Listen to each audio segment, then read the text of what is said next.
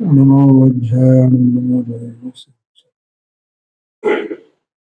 नमस्मे साराय संभूते चक्रास्ते चित्स्वभावाय भावाय सर्वभावाय वंदित्व सर्व सिद्धे धूम चरमते औचामी समय पाहुन सरिते पर परिणति हेतु मोहनाम अनुभवा लहरतम भाग्य व्याप्ति कलमासिताम नम परम विशोद्धि शुद्ध चिन्ह मात्र मोति भवतु संसारो व्याख्यैवानंद।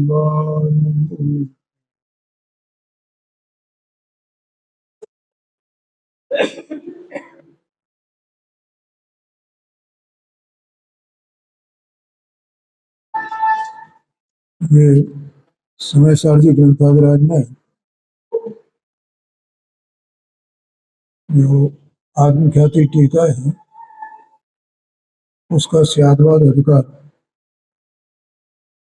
उसमें जो आत्मा की अनंत शक्तियां हैं, आत्मा माने निज चैतन्य वस्तु, आत्मा माने निज चैतन्य वस्तु। तो आत्मा की निज आत्मा की, आत्मा कहो या निज आत्मा कहो एक ही बात। आत्मा माने मैं, वो जो वस्तु है उसमें अनंत शक्तियां हैं, अनंत शक्तियों का धनी है, वो अनंत शक्तियों का स्वामी है। उसमें जो अनंत शक्तियां, उसमें से यहाँ 47 शक्तियां, उनको अमृत चंद्राचार्य स्वामी ने परिभाषित किया है, उनके लक्षण बताए। जीवत्व शक्ति, चित शक्ति, दृष्टि शक्ति, ज्ञान शक्ति, सुख शक्ति, वीर शक्ति, प्रभुत्व शक्ति, विभुत्व शक्ति, ये सब शक्तियां है ना, इनको सबको परिभाषित किया है। तो उसका अपना स्वाध्याय चल रहा है और इसमें अब 21 नंबर की अकर्तृत्व शक्ति है। अमूर्तत्व शक्ति का ये स्वाध्याय हमने पूरा कर लिया है और अकर्तृत्व शक्ति है। अब देखो 21 नंबर की जो शक्ति है उसमें संस्कृत में देखना जरा, वहां परिभाषा लिखी है। सकल कर्मकृत, मिला 21 नंबर का इसी पेज में मिला होगा, कौन से पेज पे है? अच्छा अच्छा ठीक है। सकल कर्मकृत ज्ञातृत्व मात्र अतिरिक्त परिणाम करणोपरात्मिका अकर्तृत्व शक्ति, यह अकर्तृ शक्ति को इस प्रकार से परिभाषित किया है। देखो आत्मा को इस समय सारजी ग्रंथ में ज्ञान स्वरूप ऐसा इसको प्रसिद्ध किया है आचार्य ने। आत्मा ज्ञान स्वरूप है, आत्मा ज्ञान स्वरूप। तो वो जो आत्मा है उसके जो ज्ञातृत्व है, ज्ञातृत्व माने ज्ञाता भाव, जानने का भाव, जानना जानना जानना जानना, ऐसा वो जानने का परिणाम उसका होता है ना, जो वस्तु है तो उसका परिणाम होगा। और उसमें आत्मा में 2 प्रकार के परिणाम होते हैं। अपन ने भी बीच में एक दिन बताया था। आत्मा जो है संसार अवस्था में, ये जो मेरा आत्मा है ये 2 प्रकार के परिणाम रूप परिणमता है। परिणामों के भेद हैं, पर्यायों के भेद हैं। एक तो स्वभाव रूप परिणमन और एक विभाव रूप परिणमन। ख्याल में आया कि नहीं? अब ये विभाव रूप परिणमन तो अनादि से करता आया है। क्या कहा? ये जो आत्मा निचेतन वस्तु है, ये अनादि से विभाव विभाव विभाव विभाव निरंतर एक ही दशा में चल रहा है, एक ही दिशा में चल रहा है, एक ही दशा इसकी रही है, एक ही दिशा इसकी रही है। कौन सी? विभाव, शिव शुभ भाव, विभाव रूप, विभाव रूप। स्वभाव रूप ये परिणम ही नहीं है आज तक। स्वभाव रूप परिणमना किसको कहते हैं? सम्यक दर्शन, सम्यक ज्ञान, सम्यक चार की परिणम है, ये स्वभाव रूप परिणम है। लेकिन ये अनाद से मिथ्यात्व, अज्ञान, असंयम रूप परिणमता आया। कौन? ये निश्चेतन वस्तु। तो इस प्रकार से इसका विभाव रूप परिणमन है। स्वभाव रूप परिणमन कब प्रारंभ होता है, विभाव परिणमन कब छूटता है? कि जब ये विभाव परिणमन की दृष्टि छोड़े और स्वभाव की दृष्टि करे। क्या कहा? स्वभाव रूप परिणमन कब होगा?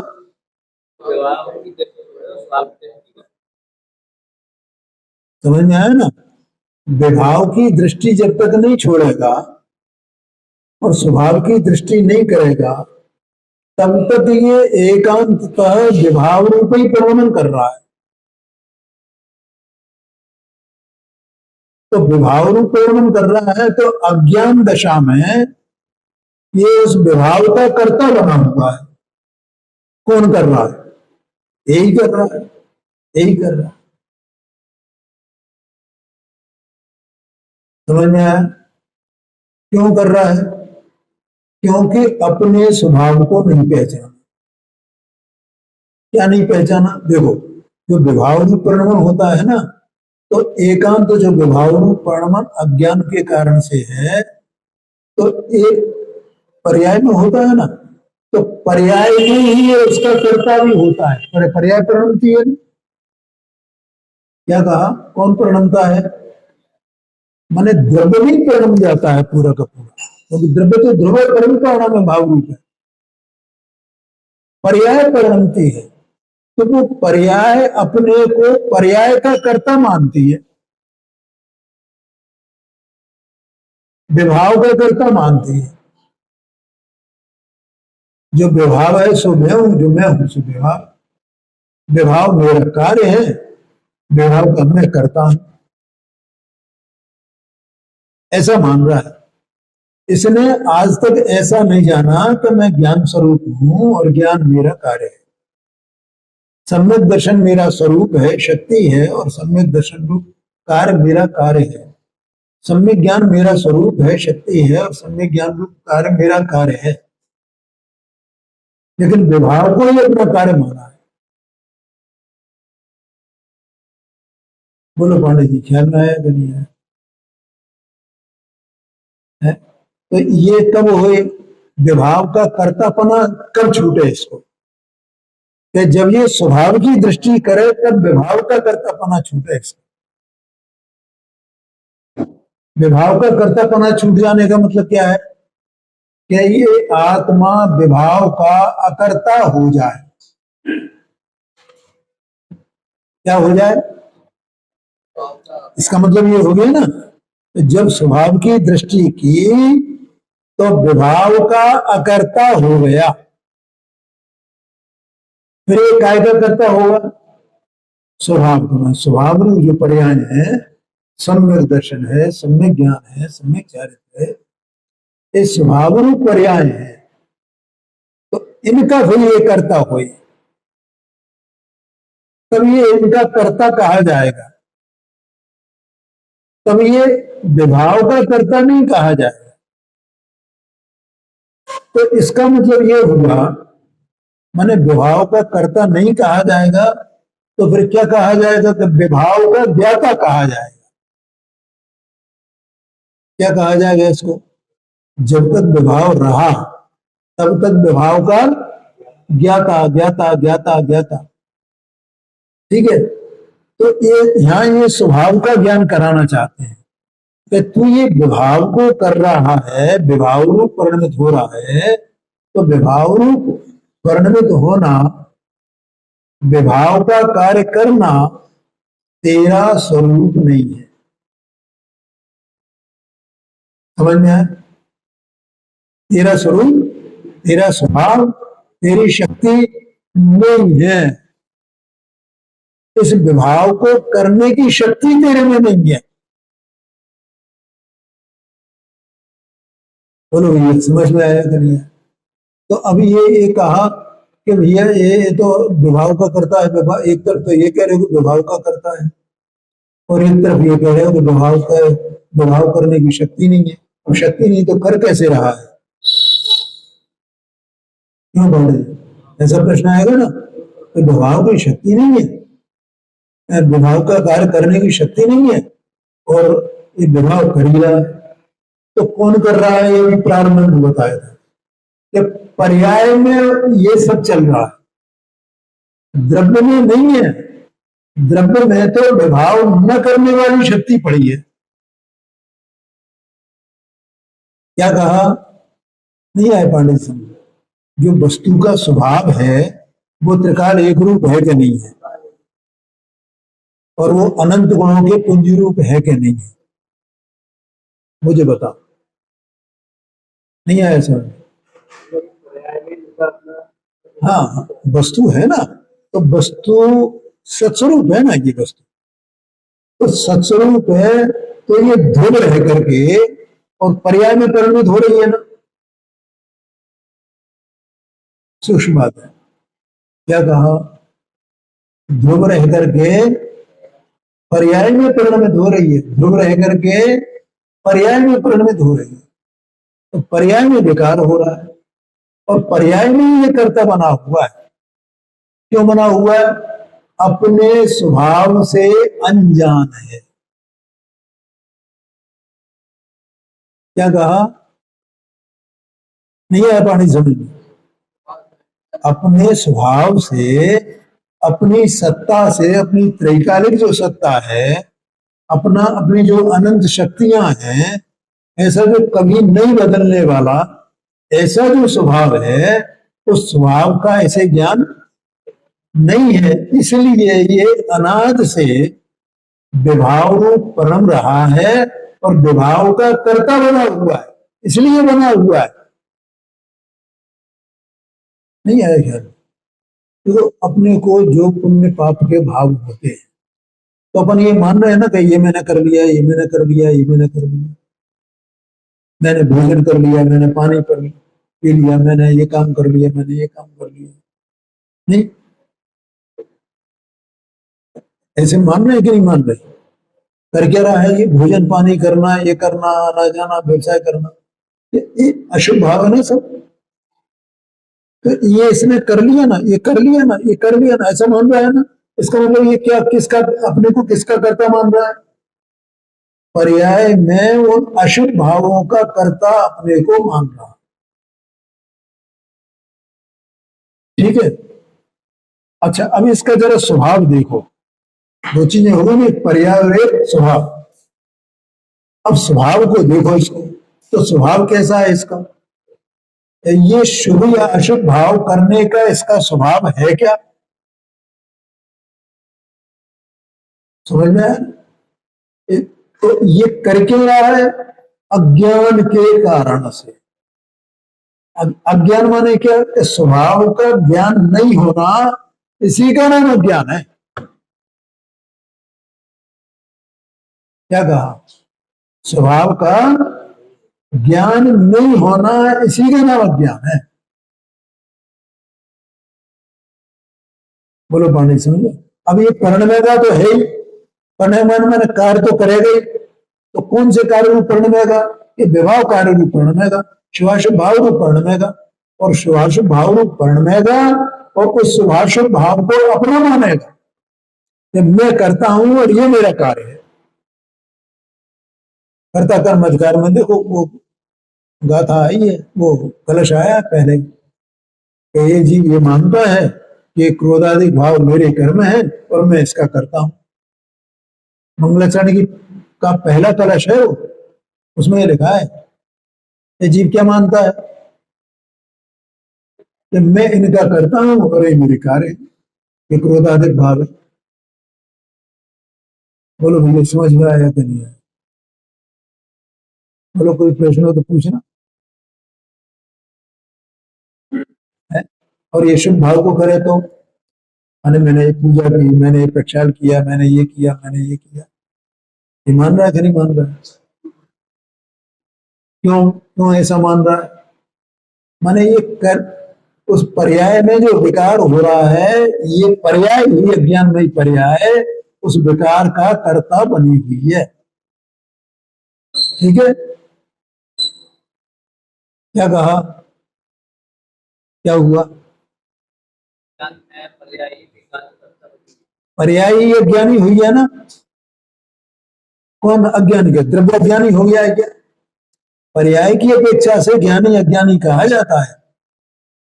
द्रव्य तो त्रिकाल एक रूप है, वो द्रव्य में ज्ञानी होता है ना अज्ञानी होता है? तो ज्ञान स्वभाव में है। जिस जीव द्रव्य ने, जीव वस्तु ने अपना स्वरूप जाना, वो ज्ञानी हो गया। अब उसकी पर्याय सब कैसी रहेंगी? ज्ञान में ज्ञान में ज्ञान में ज्ञान में ज्ञान। और जिसने नहीं जाना है उसकी पर्याय सब कैसी रहेंगी? अज्ञान में अज्ञान में अज्ञान में अज्ञान में अज्ञान में। अब अज्ञान में रहेंगी तो अज्ञान का कर्ता यही तो हुआ। कौन हुआ अज्ञान का कर्ता? ठीक है, इसका मतलब अज्ञान का कर्ता हुआ तो वो यही अज्ञान का कर्ता स्वयं अपने को अज्ञानी मान रहा है ना। ये मैं ऐसा ही हूं, ऐसा मानना है। ये अपने को ज्ञानी माना ही नहीं है, जाना ही नहीं है इसने, जाना नहीं है। अंदर में जाकर के स्वभाव के सम्मुख होकर के जाना नहीं है, इसलिए अज्ञानी है। अरे बाहर में बहुत चतुराई करता है, सब सब प्रकार की, और इसको अपने स्वभाव को जानने की चतुराई नहीं करता है, और उस चतुराई से मानता है अपने को ज्ञानी, बड़ा ज्ञानी। तो बाहर की चतुराई से ज्ञानी नहीं होता है। क्यों? इतना भी बड़ा चतुर आदमी होए तो ज्ञानी हो जाएगा? माने यहाँ के हिसाब से, अपने आगम के हिसाब से ज्ञानी तो वो है जिसने अपने स्वभाव का आस्वादन किया है, उसमें एकत्व किया है, उसकी श्रद्धा की है, तो वो ज्ञानी हो गया। भले ही जगत में चतुर नहीं हो। बोलो पांडे जी समझ में आए? जगत में चतुर नहीं हो है। अरे और तो छोड़ो, ये जो इसकी जो तत्व की गहराइयां है ना, वो भी वो नहीं जानता हो, लेकिन इतना जानता, जान गया हो स्वभाव सन्मुख होकर के कि मैं आत्मा हूं और मैं देह मन वाणी रागादि भाव ये सब में नहीं हूं। ऐसा उसे स्वतः प्रकाशक ज्ञान हो गया हो, मैं ये हूं और ये नहीं हूं। फिर इसकी गहराई में जावे या न जावे कोई अंतर नहीं पड़ने वाला। उसकी चतुराई ये समझना, ये जो व्याख्यान करने की चतुराई है ना, वो नहीं हो तो कोई बात नहीं, इसमें भी चतुराई लगती है ना पानी। ये चतुराई से विकल्प है, ये कर्मोदय जन्य है, इसमें जीव का कुछ भी नहीं है। कठिन कठिन कठोर बात है। क्या कहा? ये सब क्या है? हाँ जी, जीव का कुछ, जीव तो त्रिकाल परम पावन भाव रूप है ना। ये जीव जो है इन भावों का, ये चतुराई के भाव हैं, वास्तव में वो करता नहीं है उनका, क्योंकि ये भी सब विभाव भाव है जितनी चतुराई के भाव है। नहीं है जी? हाँ जी, हाँ जी, नहीं नहीं समझना। पंडित साहब ने मोक्ष मार्ग प्रकाशक में तो लिखा है ना उसमें के जब भेद विज्ञान की बात कीजिए कि ये देहादिक वगैरह इनकी जो क्रिया है वो मेरी क्रिया नहीं है, और ज्ञान राग तो मेरो मिलो, ऐसा लिखा। माने ज्ञान मेरा है और राग भी मेरा है, ऐसा लिखा ना वहां। है? तो राग माने क्या? ये जो चतुराई है ना, ये राग है। क्या कहा? ये जो चतुराई है व्याख्यान करने की, शास्त्र लिखने की, ये क्या चीज है? ये राग की दशा है। वहां ज्ञान है, लेकिन वो ज्ञान उस राग का, उस चतुराई का करता नहीं है।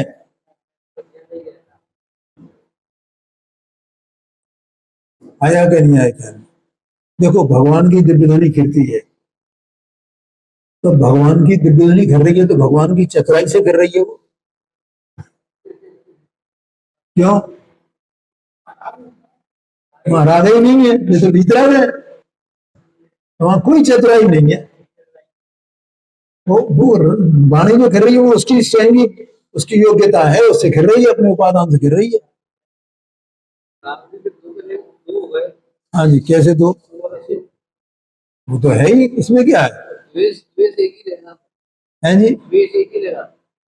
देखो क्या है, वो शुभ अशुभ राग ऐसा भी कहा जाता है, और वो विस्तार की बात है ना, वो अलग से समझ लेना, उसकी कोई बात नहीं। क्या राग तो सब जगह होता है ना, इधर इसका भी राग हो जाए, उसका भी राग हो जाए। और जिनवाणी में द्वेष को जो है वो अशुभ भाव ही कहा है, शुभ भाव उसको नहीं कहा है। हाँ जी, हाँ जी, हाँ, एक कहीं मैंने पढ़ा है, उसमें जिनवाणी में ये बात आई है, आई है। हाँ हाँ जी, वो सामान्य पने वो राग का ही भेद है, लेकिन राग को शुभ अशुभ दो प्रकार का कहा गया, और द्वेष को एकांत तथा अशुभी कहा गया, ऐसा है आगम में।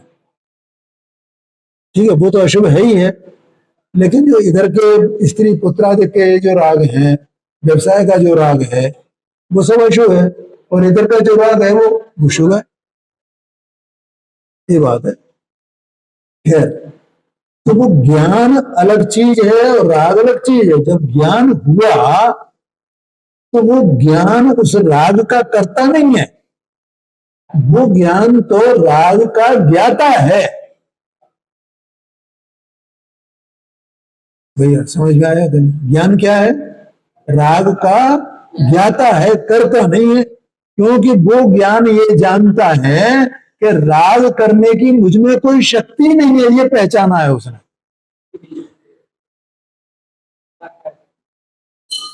आया क्या? नहीं आया क्या? तो फिर ये राग जो हुआ है वो कहां से? कि वो कर्मकृत है। कहां से आया? अभी अपन ने बोला था ना, क्या ये जो चतुराई है वो कौन सी है? कर्म के उदय है वो चतुराई है, किसी के पास है, किसी के पास नहीं है, और ज्ञानी तो कोई भी हो सकता है। बोलो पांडे जी, समझ में आया ना? तो वो कर्मकृत है, वो चतुराई भी कर्मकृत है। हो यानी आत्मा ऐसा अंदर में अकर्ता स्वरूप, भीतराग स्वरूप, उसे वहां उस राग के करने का विकल्प भी नहीं है, ऐसा भीतराग स्वरूप है। राग रहित है ना, भीतर स्वरूप राग रहित, राग रहित ही नहीं, राग तो पर्याय में होता है? वो तो उस राग की पर्याय से ही रहित है। ऐसा त्रिकाल स्वभाव है आत्मा, ऐसा अकर्ता स्वभाव है। क्या ओम प्रकाश जी, किसकी चर्चा चल रही है? हाँ जी, हाँ जी, निज आत्मा की चर्चा चल रही है। ठीक है, इसलिए कहा, देखो यहां पर ये जो परिभाषा लिखी है ना, मैं फिर पढ़ता हूं। सकल कर्मकृत ज्ञातृत्व मात्रातिरिक्त, माने ज्ञातापने का जो स्वभाव है उसको छोड़ करके, ज्ञातापने का जो परिणाम है उसको छोड़ करके, अतिरिक्त, अतिरिक्त शब्द है ना, तो अतिरिक्त माने उसके सिवाय, नहीं, अपन ऐसा बोलते नहीं बोलते भाषा में। इसके सिवा माने इसको छोड़ देना भैया, इसको छोड़ करके बाकी क्या है।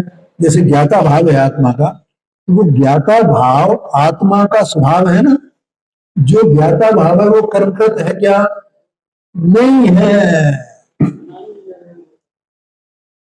दो बात है, ज्ञान आत्मा का स्वभाव और ज्ञातापना आत्मा का स्वभाव रूप परिणाम। बोलो भैया, समझ में आया? तो वो आत्माकृत है, वो आत्मा का किया हुआ है ज्ञातापना तो, लेकिन उसके उस भाव के अलावा जितने भी भाव हैं वे सब क्या हैं? वे कर्मकृत हैं। बोलो भैया, समझ में आया कि नहीं है? वे सब भाव क्या है? आत्मा के ज्ञाता स्वभाव आत्मा का और ज्ञाता रूप परिमाण आत्मा का, और उस ज्ञाता रूप परिणमन के सिवाय बाकी जितने परिणमन हैं वे परिणमन कर्मकृत हैं। अभी हमने वो चतुराई की वो बात बताएंगे ना, वो चतुराई कैसी है? वो कर्मकृत है, और उन कर्मकृत सकल परिणामों का, सकल कर्मकृत ऐसा है ना, उन परिणामों का क्या लिखा? परिणाम कर्मोपरात्मिका। उन परिणामों को करने का जिसमें अभाव है। कौन से परिणाम? हाँ, कर्मकृत परिणाम, विभाव परिणाम, उनका उनको करने का, करने के वो आत्मा उनको कर सके ऐसा उनका कर्म होने का अभाव है आत्मा में, और वो अभाव वो शक्ति है आत्मा की। क्या कहा पांडे जी? समझ में आया कि नहीं? अभी क्या बोला? दो प्रकार के भाव, अभी मैंने प्रारंभ यहीं से किया था ना। आत्मा में दो प्रकार का परिणमन हो सकता है। कौन कौन सा? एक तो स्वभाव का परिणमन और एक विभाव परिणमन। ठीक है, जो स्वभाव परिणमन होगा वो तो आत्मा के स्वभाव से होगा, और जो स्वभाव रूप परिणमन नहीं है वो आत्मा के स्वभाव से नहीं आया है, वो तो कर्म के उदयजन्य है, कर्म निमित्तिक है। उस कर्म निमित्तिक परिणाम को ही यहाँ कर्मकृत कहा गया। क्यों कहा गया कर्मकृत?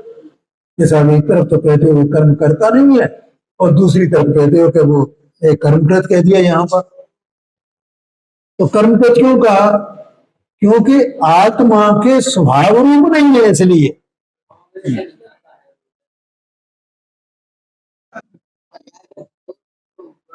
है जी? हाँ, पर्याय का दोष है, तो वो ज्ञाता भाव क्या करेगा? उसको, उस दोष को जानेगा ना। क्या कहा? उस दोष को ज्ञाता भाव उस दोष को जानेगा, और वो ज्ञाता भाव किसका, कौन परिणमन करेगा? ज्ञाता भाव रूप, तो वो ज्ञान ही करेगा। और कब करेगा? जब स्वभाव का आश्रय करेगा, अपनी शक्ति को पहचान करेगा ना। है जी? हाँ, तभी दो प्रकार के परिणमन होंगे ना।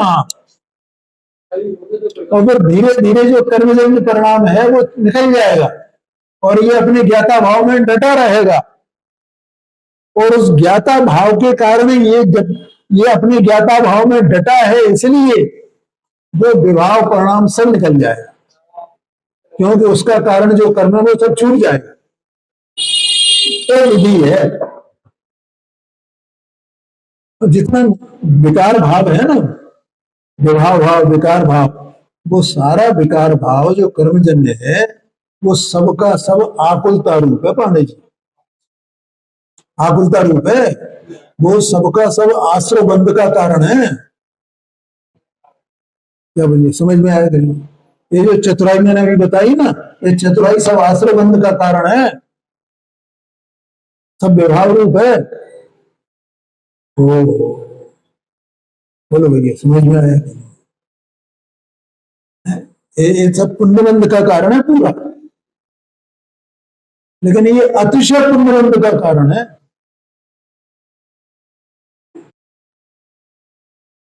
तो भैया नवीन भाई, समझ में आया कि नहीं?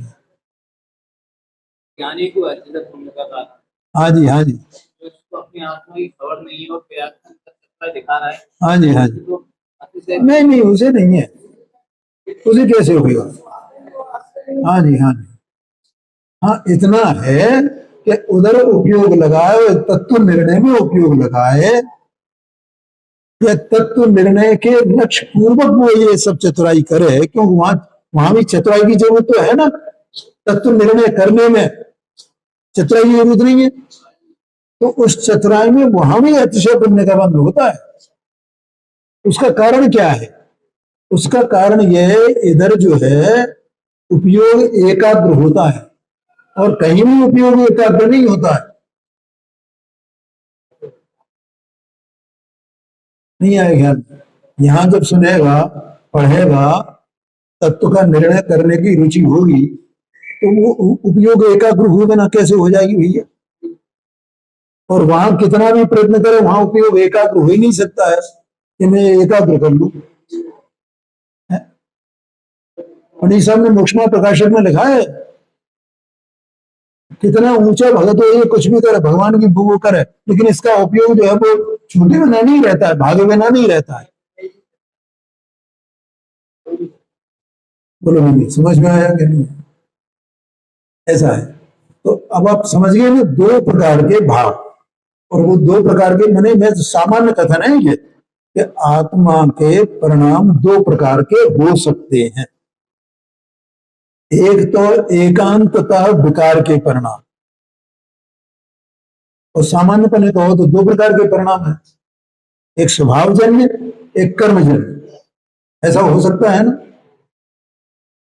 लेकिन स्वभावजन्य कब होगा, ये भी मैंने बता दिया है।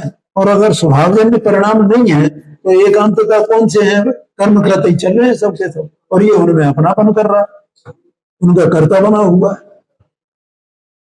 एक रूप रहेगा तो स्वाप करते हैं, अनेक रूप रहेगा तो हाँ जी, हाँ जी, हाँ जी। वो तो अनेक रूप हम नहीं होंगे। अनेक रूप ही हो रहा है। शुभाशुभ शुभाशुभ शुभाशुभ शुभाशुभ ऐसा चल रहा है ना वहां एकांतता। तो इस प्रकार से जो सकल कर्मकृत जितने परिणाम हैं, उन परिणामों का, उन परिणामों को करने का, करने की शक्ति का आत्मा में अभाव है। ऐसी उस शक्ति का नाम क्या है? आत्मा में एक ऐसी शक्ति है कि वो जो कर्मगत परिणाम है उनको करने की योग्यता नहीं है, ऐसी शक्ति आत्मा में है। समझ में आया ना? अब देखो अपन इसकी मैं हिंदी पढ़ के बताता हूं, जिनके पास है देख लेना जरा। समस्त कर्म से किए गए, मिल गया? लगाए यही? हाँ, सकल कर्मकृत कहो या समस्त कर्म से किए गए, और ज्ञातत्व मात्र से पृथक, ज्ञातापना ज्ञातापना ज्ञातापना ज्ञातापना, इससे रहित जो परिणाम उन परिणामों के कारण के उपरम स्वरूप, उन परिणामों के कारण के उपरम स्वरूप, ऐसी अकर्तृत्व शक्ति आत्मा में है। उन परिणामों के कारण के उपरम स्वरूप माने कारण बनना, उन परिणामों का कारण बनना, अर्थात कारण बनने की शक्ति का, कारण बनने का अभाव है। आत्मा जो कर्मकृत परिणाम है, उनका कारण बनने की शक्ति आत्मा में नहीं है। करण कहो कारण कहो, एक ही बात है ना। करण का एक अर्थ कारण भी होता है, देखो, कर्ण माने साधन, अपन शाम को पढ़ रहे हैं ना, उसमें एक शब्द के कई अर्थ होते हैं। तो कर्ण माने गणित भी होता है, और कर्ण माने साधन भी होता है, साधन माने कारण, ऐसा भी होता है? और संस्कृत में कर्म विभक्ति भी आती है तीसरे नंबर की, कर्ता कर्म कर्ण, जैसे तीसरी विभक्ति है। तो वो कर्ण माने साधन, उससे होता है ना वो। तो आत्मा से मैंने क्या मतलब हुआ कि आत्मा ये विभाव भाव का साधन है क्या? विभाव भाव रूप परिणमन करने का आत्मा साधन है क्या या नहीं है? उसमें उस साधन का अभाव होने की वाली शक्ति है। आया समझ में? समस्त कर्म से किए गए और ज्ञातृत्व मात्र से पृथक जो परिणाम, ज्ञातृत्व मात्र से तो भिन्न है वे परिणाम, दो प्रकार के परिणाम बताया ना मैंने। तो दूसरा प्रकार का परिणाम कब होगा ये भी बताया, और वो अगर परिणाम नहीं होगा तो फिर कौन से परिणाम होंगे? कर्मकृत होंगे। तो फिर कर्मकृत जो परिणाम है उनका कर्ता आत्मा नहीं है, आत्मा उनका ज्ञाता तो हो सकता है लेकिन उनका कर्ता नहीं है, करने की शक्ति नहीं है, उनका साधन आत्मा नहीं है। आत्मा में ऐसी कोई शक्ति नहीं है जो उन कर्मकृत परिणामों का साधन बन सके। समझ में आया ना? फिर ये होते क्यों है? अज्ञान के कारण। ये सब बात हो गई ना पूरी, अज्ञान के कारण होते, अज्ञान के कारण। और अज्ञान माने अपनी उस अकर्ता शक्ति को, ज्ञाता शक्ति को नहीं पहचानना। ज्ञाता शक्ति कहो कि अकर्ता शक्ति कहो। बोलो समझ में आया कि नहीं? देखो आगे चल करके ऐसी में 47 शक्तियां है ना, अभी 21 नंबर की चल रही है, और 21 दूनी 42 होते हैं पांडे जी। तो 42वीं एक शक्ति का वर्णन आया है, वहां 6 कारकों का वर्णन है। तो उसमें कर्तृत्व शक्ति आई है, कर्मत्व शक्ति आई है, कर्ण शक्ति आई है। तो वो कर्तृत्व मैंने 41 नंबर की शक्ति है उस कर्मत्व शक्ति है, और 42 नंबर की शक्ति है वो कर्तृत्व शक्ति है। तो वो जो शक्ति है तो वो कर्तृत्व शक्ति भी है और अकर्तृत्व शक्ति भी। तो अकर्तृत्व शक्ति का क्या कार्य है? कि वो आत्मा जो है, जो चैतन्य स्वभावी परम पारम रूप जो आत्मा है, वो विकार रूप जो भाव है उनका कर्ता न बने, उनका कर्ता न बने, उनका कर्ता न बने, ऐसी शक्ति आत्मा में है। चाहे जितने विभाग हुए,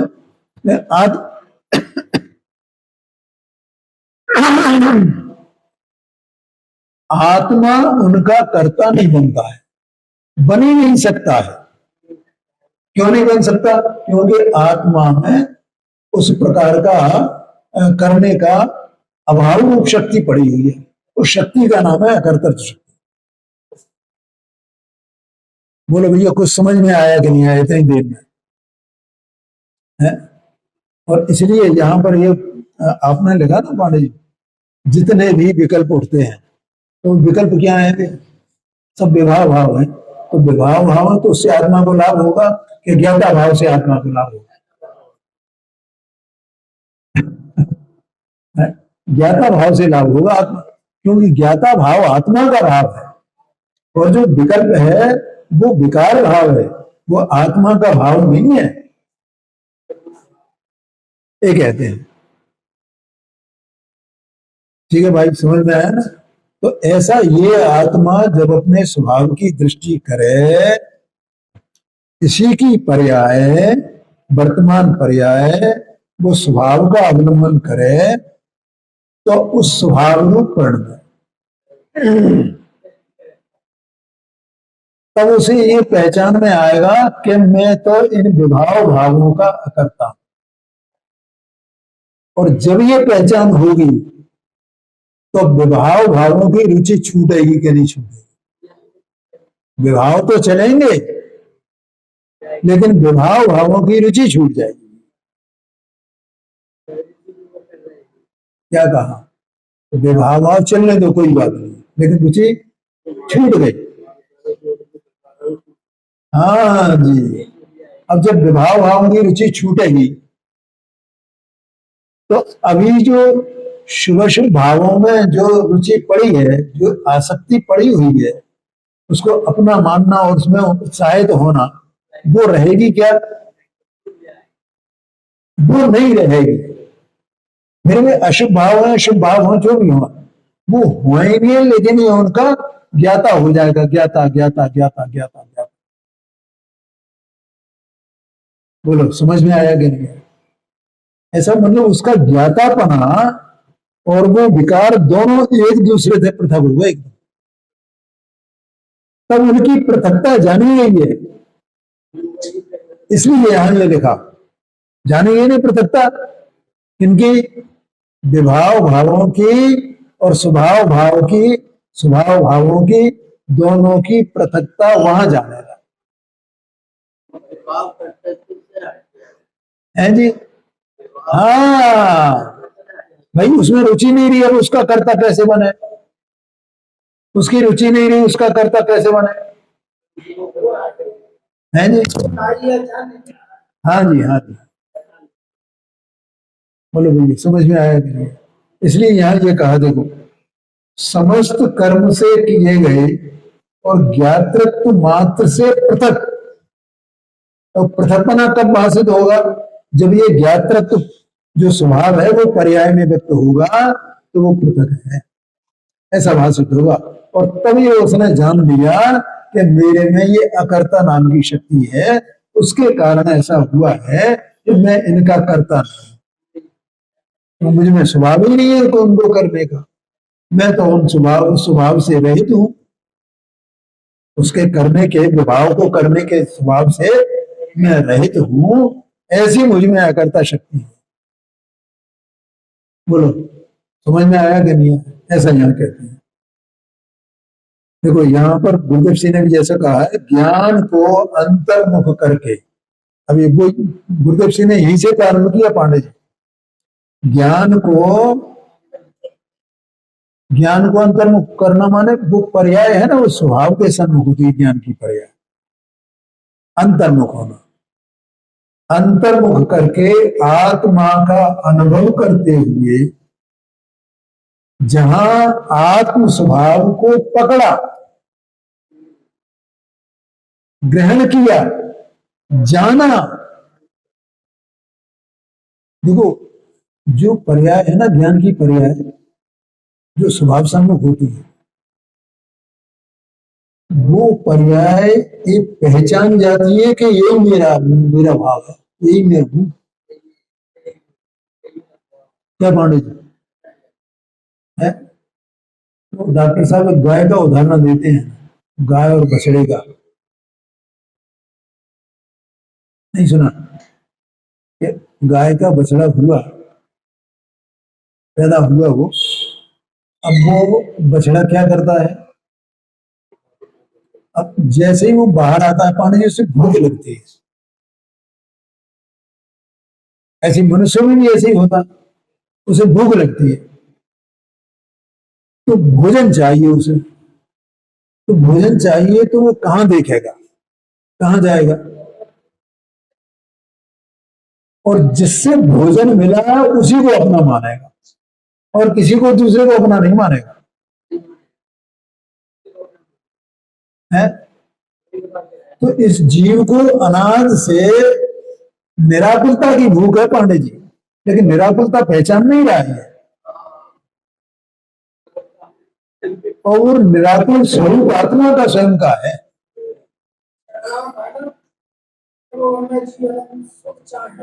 हाँ जी, हाँ जी, है? और जैसे ये पलटा स्वभाव की संग हुआ, तो उसे पता चल गया यही मैं हूं, मुझमें इसमें कोई भेद नहीं है, तो वहां निराकुलता का स्वाद आया उसे। हाँ जी, हाँ। जैसा आत्मा को पकड़ा, वहां विकारी भावों का कर्तृत्व छूट जाता है, छूट जाता है, छूट जाता है, ऐसा कहते हैं। समय हो गया अगली चर्चा में।